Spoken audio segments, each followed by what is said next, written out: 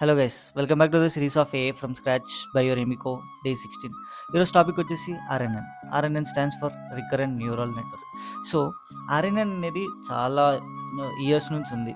Like keyboard తెలుసు కదా మీరు అందరూ వాడేది. దాంట్లో టీ అని టైప్ చేయగానే THI NNA VA R TH అని టైప్ చేయగానే వచ్చేస్తుంది. అది యూసింగ్ ఆర్ఎన్ఎన్ వర్క్ అవుతుంది. బట్ ఎప్పుడైతే 2018లో ఈ అటెన్షన్ మెకానిజం అనే ఒక రిపోర్ట్ ఏదైతే బూమ్ అయిందో అప్పటి నుంచి RNN CNN came to the picture, ఈ మెషిన్ లెర్నింగ్ థింగ్స్ అని. సో సింపుల్గా ఆర్ఎన్ఎన్ ఆర్కిటెక్చర్ ఎక్స్ప్లెయిన్ చేస్తాం. ఇది నార్మల్ న్యూరల్ నెట్వర్క్ కాదు, దీంట్లో ఎక్కువ హిడెన్ లేయర్స్ ఉంటాయి. సో హిడెన్ లేయర్స్ ఏం చేస్తాయంటే ప్రీవియస్ ఇన్పుట్ని స్టోర్ చేసి కరెంట్ ఏదైతే ఇన్పుట్ ఉంటుందో ఈ కరెంట్ ఇన్పుట్ ప్లస్ ప్రీవియస్ అవుట్పుట్తో నెక్స్ట్ వర్డ్ ప్రెడిక్ట్ చేసేస్తుంది, సింపుల్గా చెప్పాలంటే.